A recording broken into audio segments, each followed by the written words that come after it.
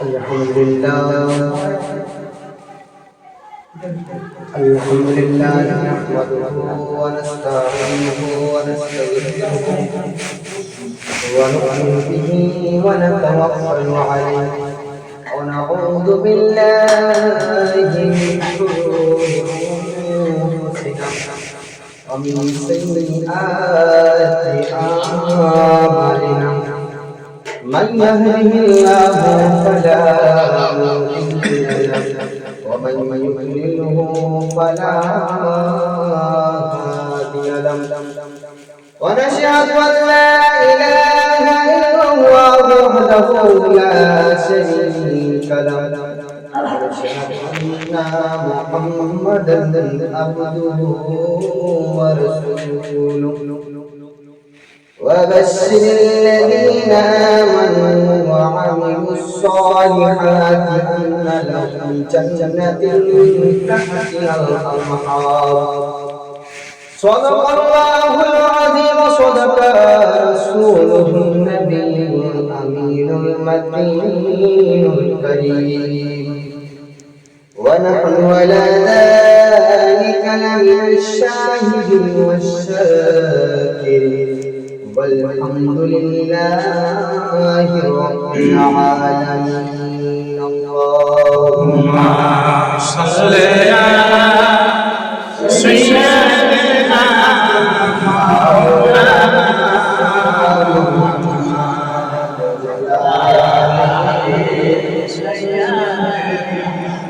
وعلى آله سيدنا مولانا হরি পরি দের ভিড় ধরে না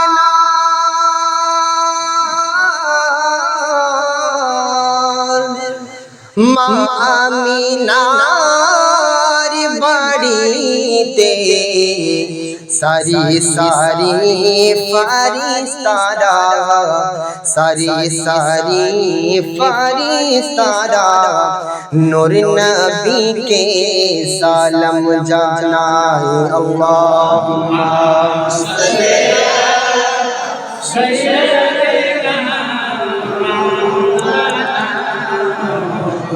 ওয়া আলা আলি সাইয়্যিদিনা সাইয়্যিদিনা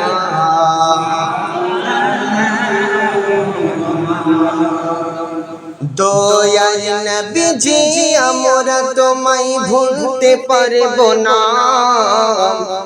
তোমার আম্মা আমিনা তোমার দুধ হালিমা জোরে বলুন সুবহানাল্লাহ দয়াল নবীজি আমরা তোমায় ভুলতে পারবো না তোমার আম্মা আমিনা তোমার দুধ হালিমা তোমার আম্মা আমিনা তোমার দুধ হালিমা তুমি জন্ম নিলে মা আমিনার ঘরে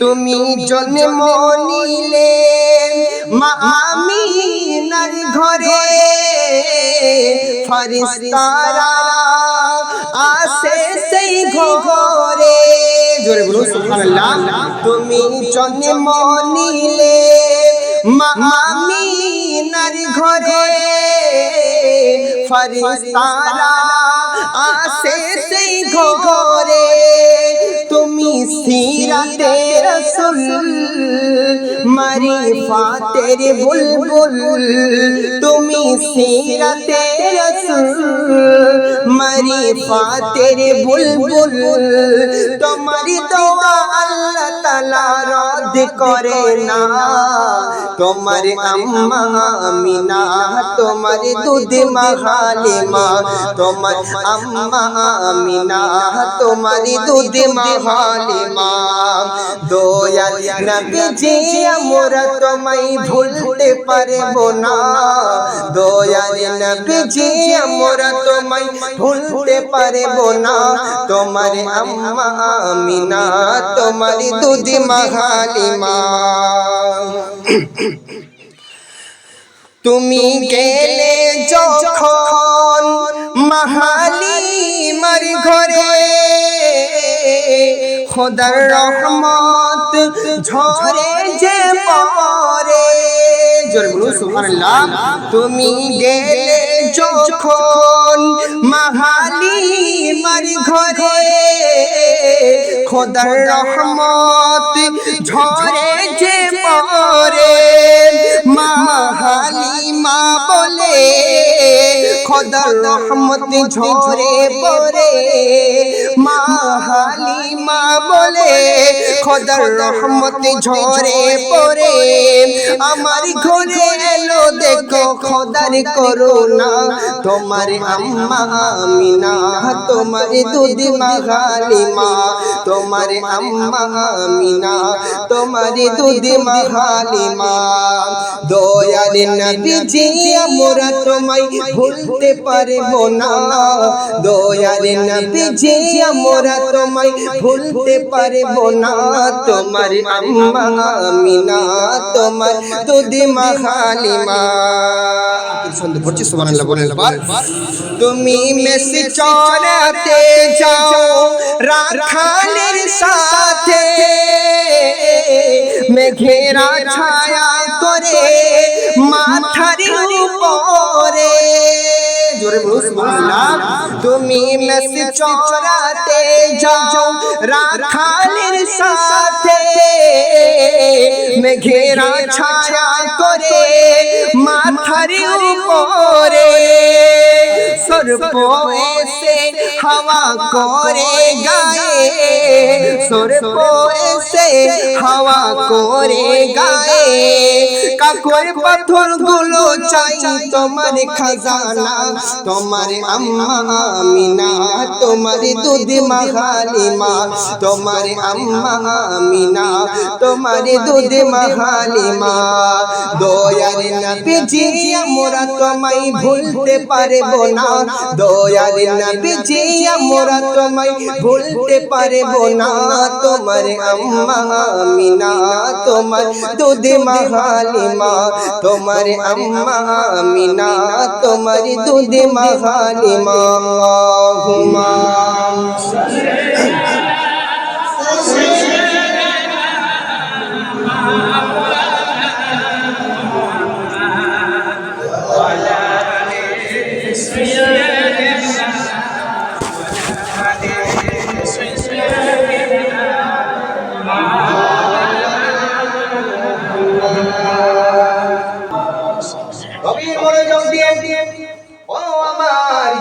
ভাইরা মুরব্বি বাবারা, যে রব্বুল আলামিন এই জমিনের মধ্যে আমাদেরকে সেরা মাখলুক হিসেবে দুনিয়ার মধ্যে পাঠিয়েছেন, আল্লাহ তাবারক ওয়া তাআলা বলেন ফাযকুরুনি আযকুরুকুম ওয়াশকুরুলি ওয়ালা তাকফুরুন।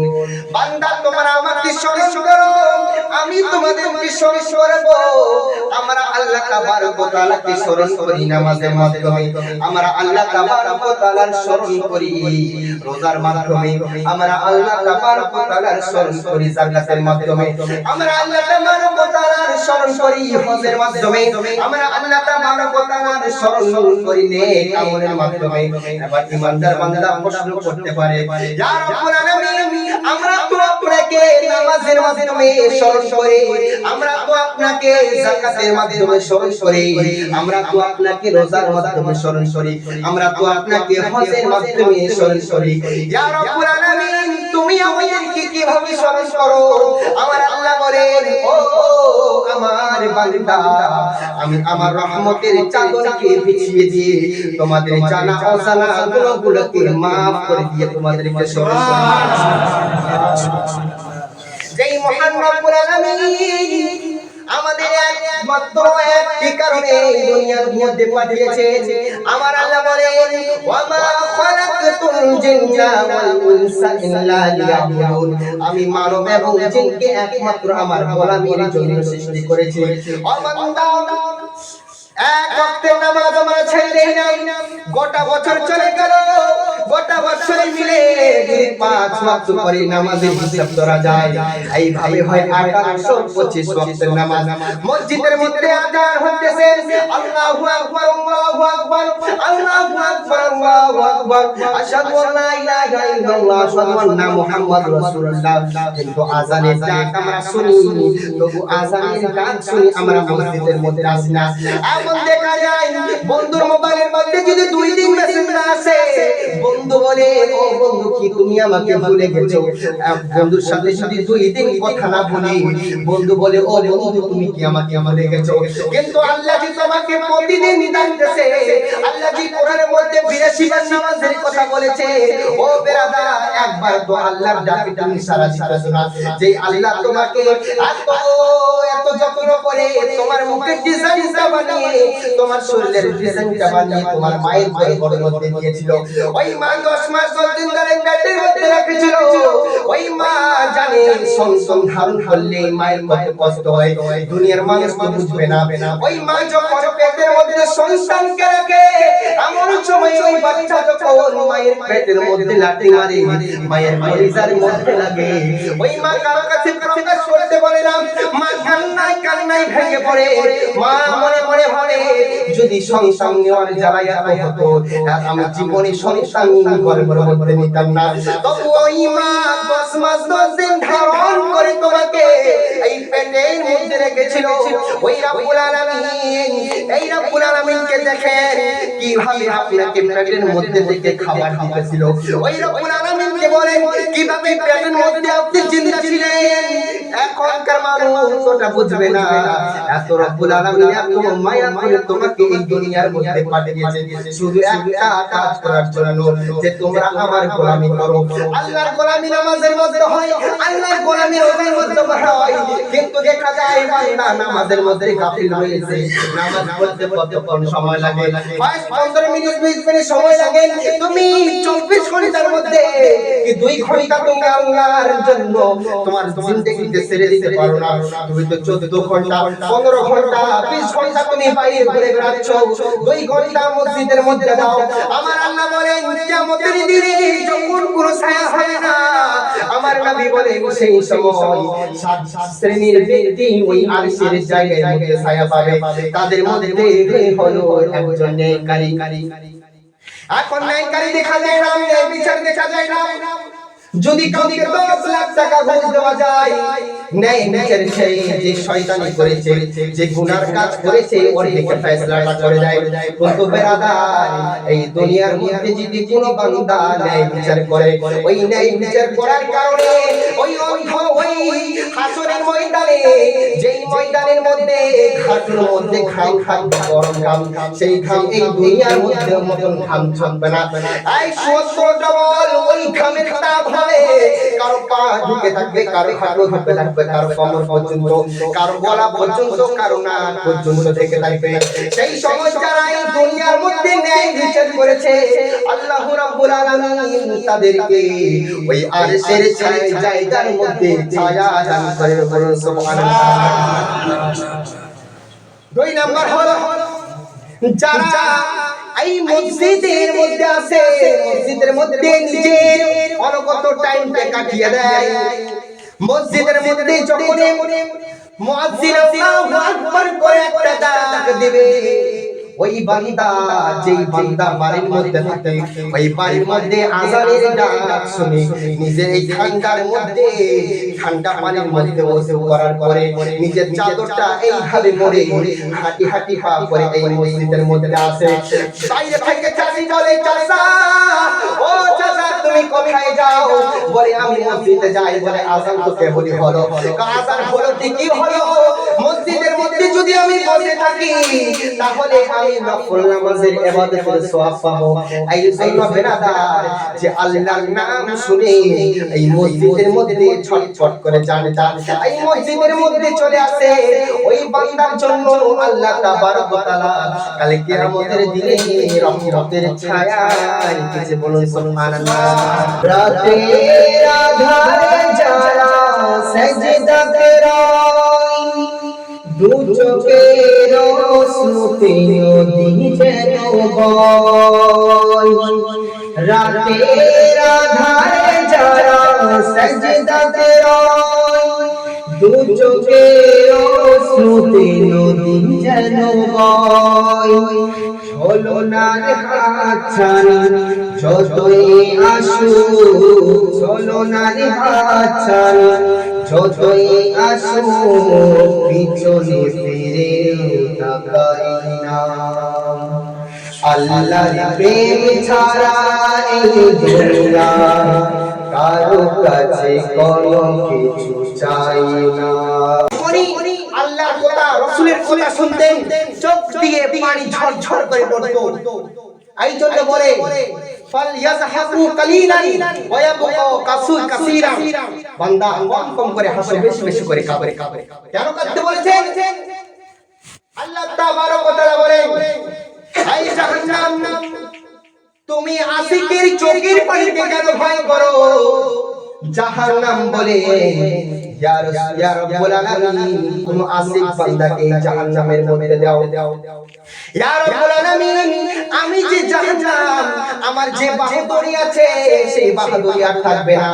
আমার জাহান্নামের বাহাদুরি ওই আশিকের চোখের পানিতে বরবাদ হয়ে যাবে। জাহান্নামের মধ্যে কোনো ইমানদার বান্দাকে পাঠিও না, কেননা আশিকের চোখের পানি হলো অনেক দাম। এই আশিকের চোখের পানিকে জাহান্নামের মধ্যে ভয় পায়। এই জন্য আগেকার মানুষ যখন আল্লাহর রাসূলের বাণী শুনতেন, আল্লাহর রাসূলের বাণী শুনতেন চোখে ঝরঝর করে পানি মুবারক ভিজে যেত। কিন্তু মানুষের আজকাল চোখের পানি নাই, আল্লাহর জন্য মনে দিলটা কান্না করে না। এই নামাজ যে ছেড়ে দিচ্ছি, এক ওয়াক্ত নামাজ ছেড়ে দিলে কত হাজার বছর এই জাহান্নামের মধ্যে জ্বলতে হবে, কিন্তু দিলের মধ্যে একটুও সময় নাই যে দুনিয়ার মধ্যে আমাকে আল্লাহ তাআলা পাঠিয়েছেন। আমি বেশি দিন থাকবো না। আমি ছোটবেলায় কি রকম ছিলাম, আমি 10 বছরে কি রকম চেহারা ছিল, 20 বছর আমার চেহারা কি রকম ছিল, 30 বছরের চেহারা আমার কি রকম হয়ে যাচ্ছে, চামড়া ঝরে যাচ্ছে, চুলের দাড়ি পেকে যাচ্ছে, তবুও মরণের একবার খেয়াল করে না। আমার রব্বুল আলামিন বলে কাইফা তাকফুরুনা বিল্লাহি ওয়া কুনতুম আমওয়াতান ফাআহইয়াকুম সুম্মা ইউমীতুকুম সুম্মা ইউহয়ীকুম সুম্মা ইলাইহি তুরজাউন। সুবহানাল্লাহ। আমার রব্বুল আলামিন বলেন কাইফা তাকফুরুনা বিল্লাহি, তোমরা কিভাবে তোমাদের রবকে তোমরা অস্বীকার করতেছো? ওয়া কুনতুম আমওয়াতান, তোমরা তো ছিলে নিষ্প্রাণ। ফাআহইয়াকুম, তোমাদেরকে আমি জীবন দিয়েছি, এই জীবন দিয়েছি এই জন্য তোমরা বড় লোক হয়েছো। এই জীবন দিয়েছি এই জন্য তোমরা 10 বিঘা জমির মালিক হয়েছো। এই জীবন দিয়েছি তোমরা চাকরি পেয়েছো। এই জীবন দিয়েছি তোমরা দোতলা বিল্ডিং বানিয়েছো। এই জীবন দিয়েছি তোমরা বড় মানুষ হয়ে গেছো। এই জীবন দিয়েছি এই জন্য মা বলে ডাকতেছো। এই জীবন দিয়েছি এই জন্য বাবাকে বাবা বলে ডাকতেছো। এই জীবন দিয়েছি মিনিস্টার হয়েছো। এই জীবন দিয়েছি এমএলএ হয়ে গেছো। কিন্তু এই জীবন দিয়েছি শুধু তাই নয়, সুম্মা ইউমীতুকুম, তারপরে তোমাদেরকে আমি মৃত্যু দেব। মৃত্যু যখন আল্লাহ তাবারক ওয়া তাআলা দিবেন, আপনি যে 10 বিঘা জমি কামিয়েছেন, 10 বিঘা জমি নিয়েছেন, নেওয়ার পরে দুনিয়ার মধ্যে বাড়াবাড়ি করেছেন। ওই দুনিয়ার জমি দুনিয়ার মধ্যে থাকতে মরে গেলে ওই জমি আপনার সাথে যাবে না। আপনি যে চাকরি করেছেন, চাকরির ঘামার দিতে গেছিলেন যে আমি চাকরি পেয়েছি, ফলার বাটা চাকরি পাইনি। ও বান্দা, আমার আল্লাহ বলেন সুম্মা ইউমীতুকুম, তোমাদেরকে মৃত্যু দেব। মৃত্যুর পরে ওই চাকরির বাহাদুরি আর থাকবে না, জমির বাহাদুরি আর থাকবে না, বিল্ডিং এর বাহাদুরি থাকবে না। যখন আপনার মৃত্যু হবে, যেইভাবে আপনি খালি বদনে এই দুনিয়ার মধ্যে এসেছিলেন, কিন্তু যাওয়ার সময় খালি বদনে যাবেন না। একটা সাদা কাপড় আপনাকে পরিয়ে দেওয়া হবে। ওই সাদা কাপড় পরে আপনাকে যেতে হবে। ওই সাদা কাপড়ের মধ্যে কোনো জেব থাকবে না। যে জেব থাকবে আমি একটু ধন নিয়ে যাব, আমি একটু টাকা পয়সা নিয়ে যাব। এই পকেট থাকবে না, কাপড়ের পকেট থাকবে না। ওই সাদা কাপড় আপনাকে পরিয়ে দেওয়া হবে। এমনকি ওই কবরের মধ্যে যাবে, যাবার পরে আপনি ভাবলেন মৃত্যু হয়েছে, হয়তো আমার সাজা শেষ হয়ে গেছে, কিন্তু আল্লাহ তাআলা তোমাদেরকে জীবিত করা হবে। এবার জীবিত করা হবে, জীবিত করার পরে আপনি ভাববেন আপনি নিজের বাড়িতে চলে আসবেন। না না, আপনাকে সেই সময় ফেরেশতা আসবে, আসার পরে আপনাকে প্রশ্ন করবে, মান রাব্বুকা, তোমার রব কি? কে মা দিনুকা, তোমার দিন কি? মা কুনতা তাকুনু ফি শানি হাযা রাজুল, এই ব্যক্তির সম্বন্ধে তুমি দুনিয়ার মধ্যে কি জানতেন? সেই সময় যে বেনামাজি হবে, যে রোজা রাখবে না, যে যাকাত দিবে না, জানিয়ে আমল করবে না, ওই ব্যক্তি বলবে লা আদরি, আমি কিছুই জানি না, লা আদরি, আমি কিছু জানি না।